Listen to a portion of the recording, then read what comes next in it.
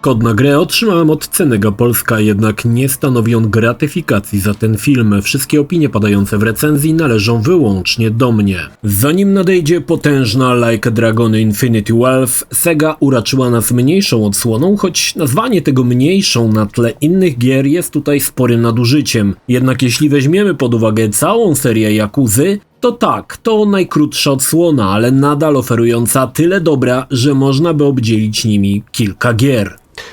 Cześć, ja nazywam się Krzysztof Energik-Micielski, a to recenzja gry o przydługim tytule Like a Dragon Gaiden The Man Who Erased His Name. Zapraszam. Pod tym wyjątkowo przydługim tytułem kryje się gra, która stanowi epilog do Yakuzy 6 Song of Life, a zarazem łącznik do Yakuzy Like a Dragon, jak i prequel do Like a Dragon Infinity Wealth. Kazuma Kiryu po dramatycznych wydarzeniach z szóstej odsłony postanowił umrzeć dla świata, aby chronić dzieci z Okinawy. Sfingowano jego śmierć, a on powraca pod imieniem Joryu i rozpoczyna współpracę jako tajny agent z organizacją Daidoju. Jednak ponownie przeszłość nie daje o sobie zapomnieć i nad całą organizacją Yakuzy zbierają się ciemne chmury. Kiryu pod przybranym imieniem ponownie rzuca się w wir wydarzeń. Tym razem stawką jest przyszłość całej organizacji. Historia jak zwykle jest przemyślana i niegłupia. Mam wrażenie, że cała seria Yakuzy miała historię zaprojektowaną od samego początku do kilku, a może i kilkunastu części w przód, bo nie ma tutaj dziwacznych wydarzeń i nieprawdopodobnych zwrotów akcji, przez co samą historię śledzi się z wielką przyjemnością. Podobnie jak każda poprzednia część gry, ta wymaga znajomości serii, a przynajmniej ostatniego Like a Dragon, bo świetnie pod koniec się z nią łączy. Ale również gra stanowi prequel do nadchodzącego Infinity Wealth, które zapowiada się jako jedna z najlepszych odsłon. Skąd to wiem? Bo po ograniu fabuły możemy zagrać w dwa dość długie dema Infinity Wealth. Jedno daje nam dostęp do całej mapy Honolulu i tak, akcja kolejnej odsłony przeniesie nas na Hawaje i był to świetny zabieg, choć jak mniemam Kamurocho pojawi się w którymś momencie gry, ale o tym przekonamy się już w lutym. Jako że gra jest sporo mniejsza, prolog zaczynamy w Yokohamie, aby potem cała gra działa się w Sotenbori i tutaj widać, że tytuł był planowany jako niewielki. Mapa jest najmniejszą ze wszystkich, jakie mieliśmy okazję poznać. Sama gra składa się jedynie z 5 chapterów, co też tam mówi to, że tytuł nie będzie długi, ale spokojnie. Ilość rzeczy, jakie oferuje Like a Dragon Gaiden sprawia, że można spędzić w niej kilkadziesiąt godzin naprawdę świetnie się bawiąc. Mnie przejście gry plus sporo zadań pobocznych zajęło około 28 godzin, ale i tak nie ogarnąłem jeszcze wszystkiego, o czym dowiecie się w dalszej części recenzji. Podobnie jak każda Yakuza, tak też i ta to połączenie gry przygodowej z bijatyką, jak i toną minigierek z różnych kategorii. Kiryu może sobie swobodnie śmigać po Sotenbori, odwiedzać knajpy, grać w różne gry, ale i walczyć z napotkanymi zambruderami. Zacznę od walki, bo to jest chyba jeden z najważniejszych aspektów gry. Od razu rzuca się w oczy to, że walka jest bardziej płynna. Teraz spotkanie ze zbirami nie wrzuca nam animacji, tylko od razu z biegu wrzucamy lutę w dziąsło pierwszemu typowi i kontynuujemy combo. Dzieje się to bez przestojów, co oceniam na bardzo duży plus. Kiryu dostał dwa tryby walki. Tradycyjny styl Yakuzy, który zadaje potężne ciosy, jak i styl tajnego agenta, który jest szybki, zadaje mniejsze obrażenia, ale możemy korzystać z dodatkowych gadżetów, np. specjalnej linki, która może unieruchomić przeciwnika na kilka chwil, atakujących dronów czy wybuchowych papierosów. Wszystko przyjdzie z czasem, choć przyznam, że wolałem jednak zostać przy tradycyjnym waleniu po ryju w stylu Yakuzy, ale co kto woli. Nadal możemy korzystać z rozrzuconych przedmiotów, aby prać bezlitośnie nimi typów. Jeśli uzupełnimy specjalny pasek, możemy wykonać cios specjalny, zadający potężne obrażenia i do tego okraszony efektowną animacją. Niestety tutaj wszystko już było, więc nie liczcie na nowe animacje wgniatania twarzy mokasynem w japoński chodnik. Na pewno walki w tej odsłonie będą tymi największymi. Nie raz i nie dwa przeciwników będzie kilkadziesiąt, więc czasami nie wiadomo, gdzie jest nasz bohater w tym całym gąszczu ciał. Pewną zmianą, którą również oceniam na plus, jest to, że zrezygnowano z tradycyjnego systemu expa. Nie musisz już walczyć danym trybem, aby odblokowywać nowe umiejętności z tegoż trybu. Teraz wszystko napędza twardy cache. Kasiory zbieramy absurdalnej ilości i to właśnie kasiora posłuży nam do ulepszania umiejętności. Potem będą jeszcze wymagane specjalne punkty Akame, ale do nich wrócę później. Niemniej mamy 4 drzewka i każdą umiejętność odblokujemy, jeśli posiadamy odpowiednią ilość gotówki. To pozwala używać tylko jednego stylu walki, ale ulepszać na przykład drugi, jeśli mamy ochotę. Bardziej eleganckie rozwiązanie według mnie. W zasadzie podczas walki po przeciwnikach tylko znajdziemy pieniądze, więc jest tutaj stały dopływ gotówki. A jeśli zdecydujemy się na zadania poboczne, na przykład Koloseum, to nigdy biedy już nie zaznamy. Oczywiście obok misji fabularnych i walki mamy też zadania poboczne. Tutaj moja pierwsza uwaga. Ponownie, wszystkie zadania poboczne nie mają dubbingu, tylko całe szpalty tekstu. Mamy rok 2023,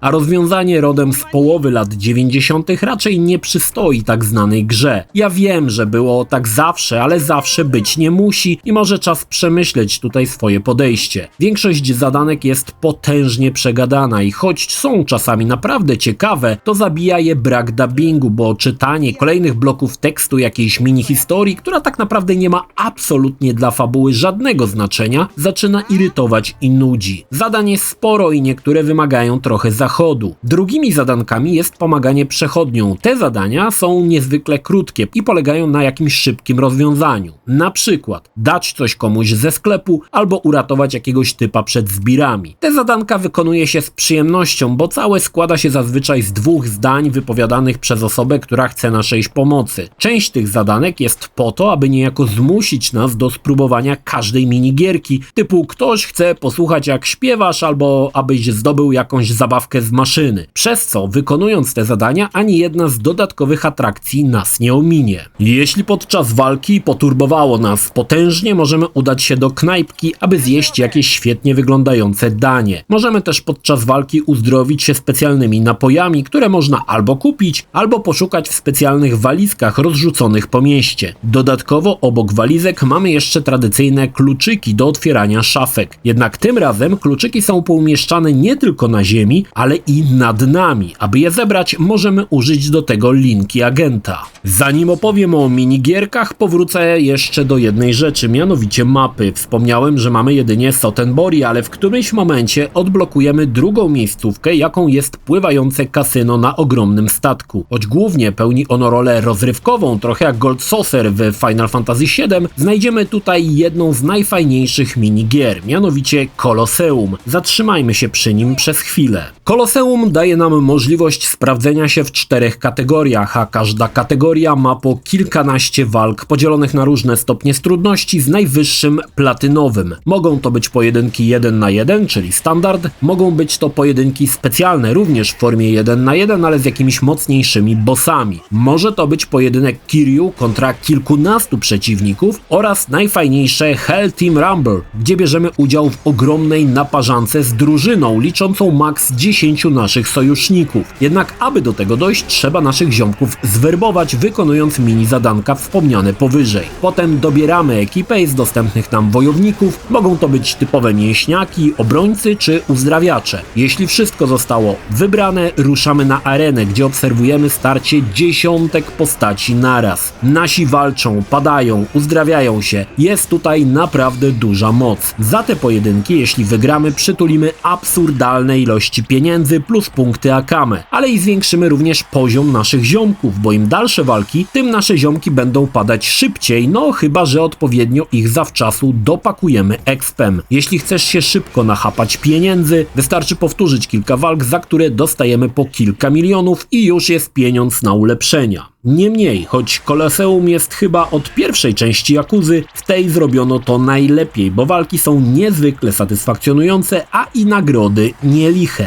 No dobrze, ale jakie inne minigierki nas tutaj czekają? Powróciły zdalnie sterowane samochodziki, gdzie budujemy nasze autko i ścigamy się na torach, zbierając punkty, które przeznaczamy na kolejne ulepszenia. Jeżdżenie autkami jest spoko, ale wymaga dobrania idealnego zestawu części, aby wygrać, bo albo nie uda nam się dojechać na pierwszym miejscu, albo samochodzik wypadnie z trasy. I to zaczyna trochę irytować i szukanie idealnego zestawu pod wyścig trwa zdecydowanie zbyt długo, ale nadal to fajna minigierka. Powróciły oczywiście hostesy, ale uwaga, w nowej formie. W końcu po raz pierwszy zastąpiono modele 3D żywymi aktorkami, z którymi można konwersować. Niestety ludzkie hostesy niezbyt trafiły w mój kanon piękna, bo i też chyba są już nadgryzione trochę zębem czasu, ale wreszcie zdecydowano się na ten ruch i wyszło to świetnie. Na tyle świetnie, że nawijając jednej cycatej hostesie makaron na uszy, weszła do pokoju moja żona i myślała, że to wstęp do japońskiego pornosa. Także jest całkiem w porządku. Tradycyjnie dla serii powróciło karaoke. Nawet tym razem jakoś mi się lepiej grało niż w poprzednich częściach, ale nie wiem czemu. Bo w sumie to ciągle to samo. Mamy grę wrzutki i bilard, który mógłby samodzielnie sobie istnieć jako autonomiczna gra. Obok trybów tradycyjnych mamy fajne wykonywanie zadanych trickshotów, co też oceniam na bardzo duży plus i sama gra jest niezwykle przyjemna. Oczywiście mamy japońskie mahjongi, shogi, koi-koi. Całe szczęście nie musimy w nie grać, bo ja ogólnie nie mam pojęcia, o co w nich chodzi. Jest też golf oraz uwaga, chyba pierwszy raz nie ma baseballu, ale golf jest taki trochę w stylu baseballu. Nie mamy tradycyjnych dołków, tylko granie w bingo, więc w sumie jest to stary baseball, ale z kijem do golfa. Jest też oczywiście kasyno i gra w blackjacka. Szkoda, że nie ma rulety, bo w którejś z poprzednich części na rulecie dorabiałem się bajońskich sum grając czarne-czerwone. Tym razem jest trochę trudniej, ale nadal jeśli masz w sobie smykałkę hazardzisty, możesz wpaść na grubo. W którymś momencie gry dostaniemy dostęp do specjalnej dziupli, gdzie pogramy w kilka klasyków z Sega Master System. Nowe gry do systemu można znaleźć podczas rozgrywki oraz na koniec nie zabrakło salonu Arcade Sega. Tym razem do wyboru mamy Virtua Fighter w wersji 2.1, Sonic Fighters, Sega Racing Classic znane pod nazwą Daytona USA 2, Fighting Vipers 2, które było ekskluzywem na Dreamcasta oraz Motor Raid. To wszystko w tej najmniejszej odsłonie. Przyznam szczerze, że wiele z tych minigierek jest tak dobrych, że spędzałem w nich naprawdę dużo czasu. Sega ponownie nie zawiodła, pakując do Yakuzy tyle dobra, że zawstydza wiele innych o wiele większych gier. Kilka moich uwag odnośnie tego, co mi przeszkadzało. Niektórzy wiedzą, niektórzy nie, ale cutscenki w Yakuzie dzielą się na 3 kategorie. Bieda cutscenki z napisami bez dubbingu, normalne przerywniki, które mają dubbing, ale wykorzystują modele występujące w normalnej grze oraz cutscenki premium, które mają bardzo wysokiej jakości modele, gdzie widać nawet pory na japach. Niestety cutscenek premium jest bardzo mało. Widać, że to mniejsza odsłona i bardziej skupia się na tych zwyklakach i bieda filmach niż na premium. Ale jak tylko wjedzie cutscenka premium, wierzcie mi, że od razu to zauważycie. Mam też wrażenie, że gra jest łatwiejsza. Przy drugim chapterze mój Kiryu był już wymiataczem z odblokowaną większością perek. Wpadając na jakikolwiek bossów dostawali klapsa w dziąsło w rekordowym czasie, nawet bez używania apteczek. Po prostu nikt ze mną nie miał szans. To oczywiście było powodem długich wizyt w Koloseum, gdzie zarobiłem absurdalne ilości pieniędzy na ulepszenia. Potem problemem stały się punkty Akame, które zbieramy oczywiście za zadania poboczne, więc aby odblokować perki potem, nie tylko pieniądze, ale i punkty Akame za zadanka, więc gra jest tak pomyślana, abyś musiał robić nawet te rzeczy, których nie do końca lubisz. Jeśli chodzi o oprawę, nie ma tutaj szału, znaczy gra działa w 60 klatkach, mamy SSR, ale ogólnie oprawa już nie zachwyca, tak jak w pierwszym Judgment, jest w porządku i poprawnie i tyle mogę jedynie powiedzieć. Owszem, Sotenbori wygląda przepięknie, ale przypominam, że lokacja była w Yakuzie Kiwami 1 i 2 oraz w odsłonie 5, jak i Like a Dragon. Oczywiście ze wszystkich części tutaj wypadła najokazalej. Problemem również dla wielu będzie fakt, że nie ma polskiego tłumaczenia. Sega konsekwentnie olewa polskich graczy, co dziwne, bo ruski język jest, więc od razu powiem, że angielski jest wymagany na dość dobrym poziomie, aby zrozumieć, co się dzieje. Jak mniemam, dla wielu będzie to ściana nie do przeskoczenia. Szkoda, ale Sega w sumie sama jest sobie winna. Like a Dragon Gaiden The Man Who Erased His Name to zdecydowanie udana odsłona. Czy najlepsza?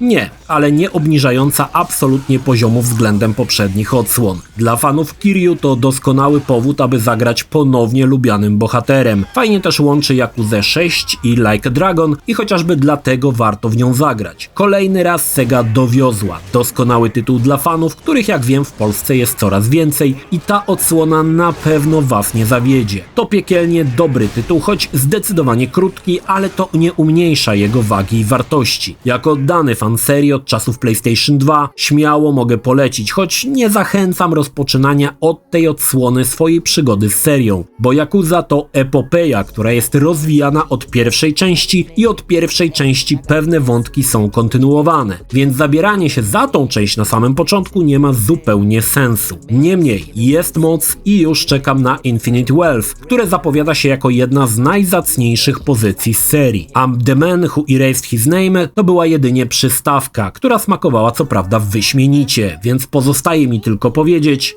polecam. Jeśli film Ci się podobał, zachęcam do subskrypcji lub wsparcia mojego kanału na portalu patronite.pl. Film o podobnej tematyce znajdziesz tutaj, natomiast z drugiej strony znajdziesz film wygenerowany przez platformę YouTube. Zachęcam również do odwiedzenia moich social mediów, grupy Energikowcy na Facebooku oraz serwera Discord. Linki jak zwykle w opisie.